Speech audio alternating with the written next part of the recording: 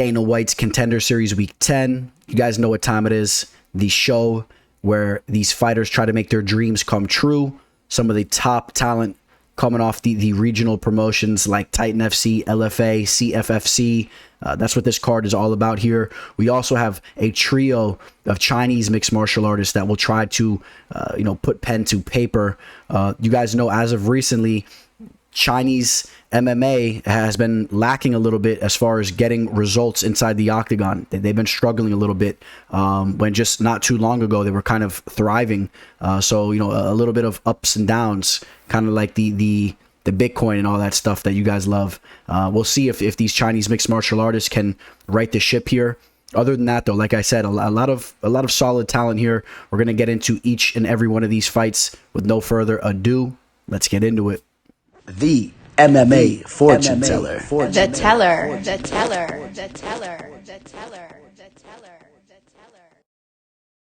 What's up, you guys? Dana White's Contender Series. You guys know the routine here. A bunch of hungry fighters. I wanted to say young and hungry fighters, but that's really not always the case, especially as of recently. We've been seeing some fighters that are a little bit more up there, getting opportunities, which is nice as well. I mean, if they're putting in that work, I think they're just as deserving if they're delivering. And but again, a bunch of hungry fighters. And we're going to take a look at the first fight here. I told you guys we have a little bit of a theme on this fight card or this event. We have 3 Chinese mixed martial arts fighters here. In my opinion, this is a golden opportunity for Chinese mixed martial arts or China MMA as a whole to kind of right the ship. Of course, it's just one day, but I mean, if these guys can go out there, get a clean sweep, I think that would really make a statement, because as of recently, they've been struggling as a whole. And some of these guys are really some of the more highly touted guys coming from that region. I mean, this guy Zhifa Shang, who's taken on Juan Puerta, has won a large amount of fights in a row. He's on a giant win streak right now. He's 32-7. Now, again, the level of competition that he's fighting, it's not really there. But I mean, that really says something as a whole of what that fight scene's about over there and then that side of the world, because I mean, he's putting in work over there. He's beating those types of guys. I mean, is it going to translate over here to the States? Taking on a tough guy in Juan Puerta, who's put in some time over at Titan FC. You guys know I am high on the Titan FC scene. I think there's some really high level talent that comes through that promotion. Juan Puerta has a good amount of fights over there. As of recently, he's fighting over in Combate, coming off a rear naked choke over Lloyd McKinney. But like I said, over in Titan FC doing his thing. Has a victory over Nate Williams. He's coming into this fight as a 2-1 favorite. He's 33 years old. Shang 35 years old. So like I talked about earlier, not always the most. Not always just straight younger fighters in the show that are getting opportunities, especially in the flyweight division. I mean, they're just always trying to throw talented fighters into this division. All right, so first things first, man, this guy Shang, very tough to actually get a good amount of fight tape on him. However, you could pull up a solid fight of him taking on Zhalgas Zhumagulov, who you guys know is a solid UFC fighter. At this point, I think nobody can really argue that. I mean, Zhalgas is the real deal. He's a very tough guy. He's been going in to his fights as of recently and really showing up. So having a victory over him does say something. Now, this fight was all the way back in 2015. It was a split decision victory, and it was really a close fight. It could have went either way, but that was a good look for him. I wasn't really overly impressed with him in that fight, and I do think that Zhalgas was a completely different fighter. Obviously, that fight taking place, almost 7 years ago. Excuse me. I really would love to see more tape of this guy as of recently. And again, as I said, really fighting lower level guys. Take a look at these guys that he's going and taking out. A 1-3 opponent, a guy making his professional debut, a 500 fighter. I mean, there's some guys in here. I mean, a 7-0 fighter, and Elkin Abrigim Makalov finished him via rear naked choke. But, and he's been staying very busy. So if you take a look at the year of 2020, I mean, he had no problem fighting 1, 2, 3, 4, 5, 6 fights in the year of 2020. Already has 1 fight in the year of 2021. So not as active this past year as in 2020, but again, through all what's been going on in the world, he was able to stay very active, which is interesting. And these fights were actually taking place over in China. So yeah, that is quite interesting. But like I said, man, the guy's getting the job done. Towards the beginning of his career, he did run into some turbulence. Penguin Liu, a UFC caliber fighter, that was a split decision loss. You know, again, the 4-fight losing streak. Really, he lost 5 of his 6 fights within this little span, but put things together as of recently. So coming into this fight with a lot of momentum. On the other hand, Juan Puerta, you know, breaking down tape on Juan, wasn't necessarily overly impressed with him. I mean, he's a wiry guy for the division, has a decent frame, seems to be a well-rounded fighter to an extent. I mean, he could definitely grapple. I seen him do a little bit of damage down on the mat. He has some submission victories. He's tough on the feet. Not overly impressed with anything that I really saw there. You know, he's 5'8". He's gonna have a 2-inch height advantage, but he will have about a 4.5 reach advantage. So like I said, a little bit more of the wiry, more rangier fighter. I think Juan will try to do some attacks from the outside, some little front kicks, you know, T kicks to the midsection, try to pump his jab out there a little bit. I think he should do that. Shang seems to be a very quick fighter as well. He's a quick striker. We'll see how Shang counters with his shots as well. But again, now, this is a fight. Honestly, I need to see more tape on this guy, Shang, but if I'm basing it off of his 2015 tape, although he did beat Zalgas, I wasn't really overly impressed from what I saw from him there. I'm curious to see how he performs here with a little bit of a step up in competition in Juan Puerta, a guy that's proven. You know, he's fighting in solid promotions. He's putting together a resume of 22-6. We see him going out there submitting guys. I gotta lean Puerta here. We take a look at the live line. Puerta right around a -200. The line's been a little bit up and down, but pretty much staying around that range, -180. And I think that's respectable. I mean, it's hard for, in my opinion, it's really hard to see a movement towards one way just consistently, because there's just really nothing that's that concrete when you're really looking into this fight, in my opinion. But I'll side with the guy that's a little bit more battle tested against higher competition and has shown that he can grapple, he can submit guys. I'll take Juan Puerta. And also, you know, putting in work over at American Top Team ATT Atlanta with the Lima brothers and all them. I mean, it's a solid place to train. And I think that he's just surrounded around more talent, in my opinion, from what I could put together. Take Juan Puerta to win that fight. Now, in the next fight, we got a Brazilian taking on the Hawaiian, the American, who's fighting out of Hawaii. A guy that already fought on the show. He actually fought Chase Hooper. If you guys remember that fight, that's really where Chase Hooper made a name for himself. If you guys remember, he was just such a young boy. I mean, he's still young, but imagine at that time, I think he was like 18 or 19. Keep in mind, when Canaan Kawahi was fighting him in that fight, he was extremely young. He's only 24 years old still right now. He fought Chase Hooper 3 years ago. I mean, at the time, he was 21 years old. Extremely young. In that fight, Canaan started off strong and was hurting Hooper. He really was giving us the recipe to take out Hooper, as if you wouldn't know. Anyways, but you keep the fight standing and just butcher him up on the feet. Don't let him get a hold of you. Don't let him hang on you. Don't let him use his jiu-jitsu. But unfortunately for Canaan, he wasn't able to do that towards the middle and end of that fight. Hooper started to latch on to him, pull guard, and just kind of gassed him out, and then started to rain down some damage there and got the victory against Canaan. But Canaan was very young. Bounces back with 2 victories in a row. Very inactive, though. Only fought twice since, you know, 3 years and 3 months ago. That's not a lot of fights. I mean, I do like the fact that he fought over in Bellator and LFA. So, you know, he's on a legit fight scene. I do like that. Coming off a solid submission victory over Jake Childers. You could pull this fight up here. Beautiful ninja choke. I mean, this guy definitely shows to have some submission skills as well. So that is impressive. Because as far as his hands go, he does have power in his hands as well. I think that he's a solid striker. Seems to be a well-rounded mixed martial artist. Now his opponent, this guy's an interesting guy to watch. You want to see a wild knockout. Jonas Baharino, the Shiva. You could pull this fight up on YouTube. And he hits his opponent, Junior Duarte, with a nasty knee. He was pretty much out on his feet already, and he timed the knee perfectly, placed it perfectly, and absolutely put him out there. And he even showed some respect. He felt bad for the guy. He seems like he's a good dude. He was trying to help him out after he knocked him out. 8-1.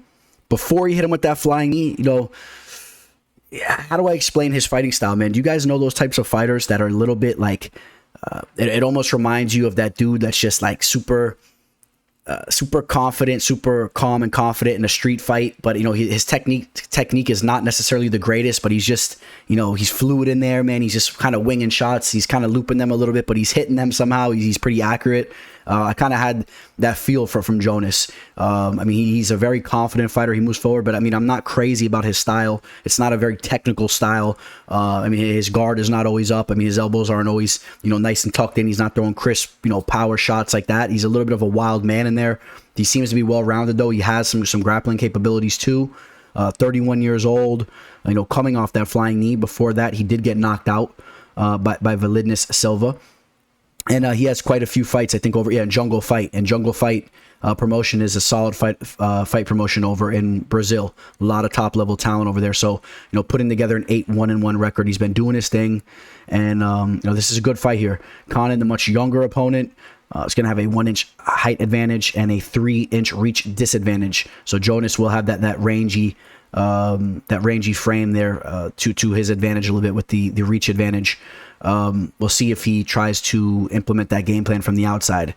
Again, though, his fighting style is a little bit different. He's a wild man in there. You're really going in there to take your head off, mixing it in with the knees, like I said, and all that. So, I am favoring Canaan, Kawahi to win this fight. I've liked what I've seen from him a little bit more so. Just more of the technical fighter. I'll take the guy that has more of the fundamentals, that has that more prototypical technical style, man. This guy, he keeps his elbows tucked in. He has good power. He rips the body.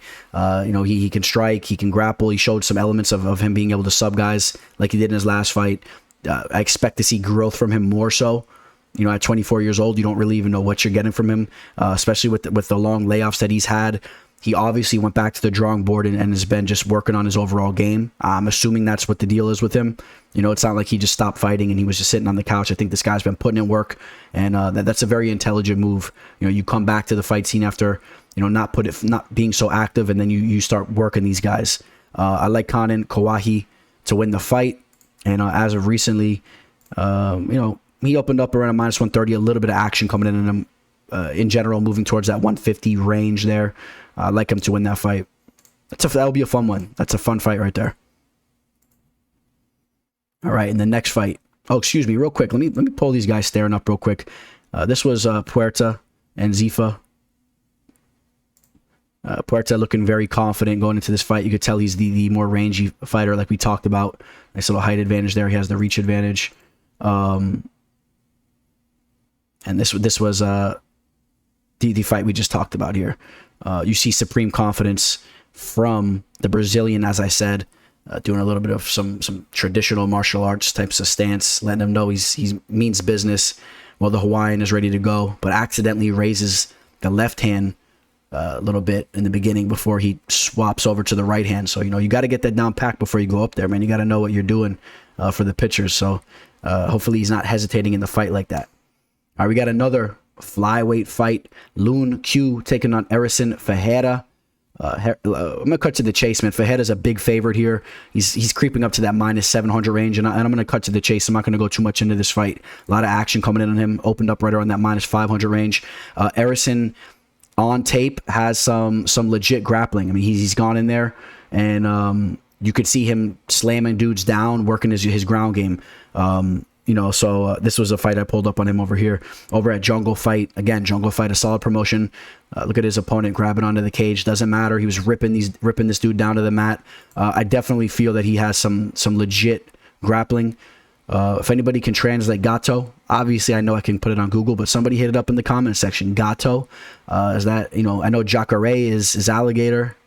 Gato, I'm going to take a guess. Is he the cat? The gato? I don't know. We'll see. One of my Brazilian brothers is going to comment below. But yeah, he's a huge favorite. And this is partly due to the fact that Lune Q has fought very low-level competition and has actually a good amount of losses as well. 7 professional losses, and he's losing to guys making their professional debut, guys that are very new to the game, even though he was new to the game as well. Losing to a 3-1 fighter, a 7-3 fighter, and these fights are all taking place in China, on the China fight scene. The Chinese fight scene. So was able to put it together recently. I gotta say Fejera comes in here and handles business 10-1, and it's been going out there handling business. Towards the beginning of his career, more so knocking dudes out. As of recently, just getting his arm raised, fighting guys with, you know, not necessarily the best records either, but on tape, from what I could see, more so impressed with him. You can catch a little bit of tape on Lung Q on YouTube as well. This was a video I was looking at a little bit. There's another one up there as well. And I think Fejera gets the job done. There's a reason why he's getting steamed to that minus 700 range. From what I've seen as well, I really wouldn't want nothing to do with that. I wouldn't be taking a dog stab on Q. I don't know if I see it happening. So that's where I stand on that fight. All right, that's going to take us to the co-main event. Yohan Lynnes taking on Justin Burlinson. This, to me, is probably the fight of the card. From what I was seeing, I'm more excited for this fight than any other. You got two undefeated fighters. The Canadian taking on the Englishman. Justin Burlinson coming in as a pretty hefty favorite, with action coming in on him as well. Creeping up to that minus 300 range. You know, I was contemplating maybe putting a play on him earlier when the line was a little bit better, but I'll tell you what, looking into this fight, I do take Justin to win this fight. I like Justin. He shows to have a good ground game, really knows what he's doing down there. I believe he's only like a blue belt, a purple belt or a blue belt, so it's not like he's like very decorated down there. But if you look at the tape that you could pull up on him, he definitely seems to know what he's doing down on the mat. Seen him work guys down there, work some ground and pound, sub some guys, and he seems to be calm and composed on the feet, but not really overly impressed from what I saw on the feet. If he looked a little bit better to me on the feet, had a little bit more pop in his shots, I probably would have really leaned towards his direction. But you know, it wasn't really what you want to see. Here's the X factor though. He's only 24 years old, and I've had this happen a couple times with this show this season. Some of these guys don't look that good on tape with their striking, and they're young, and all of a sudden you see them on this big screen later tonight. You're watching the show and you see the growth in their striking. You see the strides. I remember scratching my head. I'm like, man, this guy was not throwing shots like that on the tape I was breaking down. Of course, you got to take into consideration when the fights were. You know, 2 years is a long time. 2-3 years is a long time in between fights. Even a year and a half at that age, they start to really grow. But Justin Burlinson shows some potential, but you know, I'm not as high on him as you know, like an Ian Gary, who's coming from that neck of the woods, who has a similar record, you know, 7-0 compared to his 6-0. Ian Gary looks way more impressive on tape, who is fighting this upcoming Saturday, the Irish fighter. Yohan Lynnes, the White Lion. We can call him Lainesse, like mayonnaise with an L when you guys want to do that. The Canadian fighter. This guy's a tough dude, man. You know, you break down tape on him, and this guy really brings the fight. Definitely not technical at all with his striking. I mean, completely throwing looping shots, and I do not expect that to change because the guy is already almost 30 years old, and yeah, he's only 7-0 as a pro, so okay. He does have room for improvement, but I do not expect to see major growth there. I don't expect to see him be a technician on the feet. He's a guy, in my opinion, that is very tough. He comes out there to clip you. I mean, he's pressuring you. He's throwing big shots. He's looking to touch your chin, looking to you know, drop you down to the mat and then look to strangle you or pound you out down there. This guy is you know, how do I say, man, like almost like a Nico Price towards the beginning of his career, kind of like a similar style like that. You know, Nico Price is a lot more refined these days, but you know, a guy that's rangy and just a wild man, and that has some skills to pay the bills. So this guy Yohan's a fun guy to watch. I like this fight here. I'm gonna edge Justin to win this fight. I think the line's possibly off. I don't really feel comfortable touching Justin at a minus 300 range, in my opinion. At the end of the day, though, I think he does get the job done. I think that he's shown to have some more potential than his opponent there. And you could pull up a couple fights of his over on the Bama scene, fighting over in England. And yeah, that will be my pick. I will pick him to win the fight, but don't be surprised if you see the dogs barking in that fight. And it should be a good one. I think it's a good fight. And that takes us to our main event, which was a little bit disappointing to me, man. You guys comment below. Were you guys able to find ample tape on Maheshate, the 5-1 Chinese fighter? Because I was not able to find ample tape on that guy at all. And I'm sorry, guys. I keep forgetting. Let me throw these face-offs real quick, man. This was Fejera and Q. You know, Fejera, the heavy favorite here. Q stepping up. Looks like he's ready to go to battle. Has the Trunks haircut. Although he kind of messed it up over here, trimmed it a little too much, and he needs to bleach it blonde. But looking like, you know, Trunks, future Trunks. from Dragon Ball Z. Shout out to my Dragon Ball Z fans. I was a big fan when I was a kid. All right, and this was the fight that we just spoke about. The most anticipated fight of the fight card, in my opinion. Yohan, Lainesse, taking on the up-and-coming English fighter. And both these guys, a lot of intensity at the stare downs. This is going to be a good fight here. And I'm sorry, back to the main event. Achilles, Estremadura. Awesome name there, Achilles. If you guys know about your Greek mythology, beautiful name. And then taking on the Chinese fighter who refused to even add a last name. Just disrespected everybody. He said, I'm going to come out with one name, and there's nothing you guys can do about it. He's 5-1, coming in as a big underdog here. I can somewhat understand why, because Achilles is, or as we say in Greek, Achilles, is an impressive fighter on tape. And I mean, there's really nothing, you know, that you could really pull up on him. He's 21 years old, so is the Chinese fighter. Not a lot, nothing you could really pull up. Won 4 fights in a row. He's knocking these guys out. Three finishes out of his victories there, taking out guys with an 0-2 record, 10-13 record, 2 guys making their professional debuts, and a 10-11 record. So this guy has never beat anybody with an actual winning record. So I mean, I think that says it all right there. I mean, how can you back the guy? Maybe the UFC knows something we don't know to give him this main event spot. But Achilles, Estremadura, 7-0. And almost 30 years old. Again, not a guy that's really that young, but young in his mixed martial arts career. Former champion over in the BFL league over there, and he's fought his entire career over there, and he's been putting dudes out. You know, a couple nice knockouts on his resume. Talk about bad records though: 18-15, 14-26, 2-4. Not necessarily the most impressive fight scene either. Taking place over in Canada, in British Columbia, the Battlefield Fight League. The Canadians, they're trying to get things together. I would say the Canadian fight scene probably better than the Chinese mixed martial arts scene, but I don't know how long that's going to last, because they got their thing, they got stuff going on over in China, and I don't know what happened to Canada. It seems like they really took a step back with their overall mixed martial arts game. But we'll see how this fight takes place. I think that Achilles is definitely the fighter that should be getting his hand raised here. More signs pointing towards that. And again, you can pull up tape on him. A very aggressive striker. Seems to be pretty technical and seems to know what he's doing out there. I do like Achilles to win that fight. And fighting out of Vancouver, that's going to be my pick. And again, another hefty favorite, creeping up to that -700 range. This is a little bit of an awkward fight card as far as, placing wagers, in my opinion. So just a heads up there. And we'll watch the main event showdown real quick before we sign out. Appreciate all you guys for tuning in. Please hit that like button on your way out. Please subscribe to the channel. I'm going to have a lot of plays for this upcoming weekend. We hit 7 straight plays in a row. Told you guys in the last 2 months, we're right around 25 units of profit. Things are going great. And I hope that you guys would consider working with me. If not, if any of you guys want to donate to the channel, I'll have my links below. Big shout out to you guys that have been donating. I really appreciate it. All that money is going to be going to this channel. I want to get a new camera eventually. I told you guys I'm going to be setting up a studio. We're going to really deck it out. So anything you guys donate, man, is much appreciated, and you guys will see that start to come into the show in the next couple months. All right, guys. That's going to wrap up this fight card. Sorry for getting it out too late. We'll start uploading this right now. You guys enjoy the fights. Catch me on Instagram later. I'll be posting a little bit of something from what we see here tonight. And on that note, signing out. Teller. The MMA fortune teller. The teller.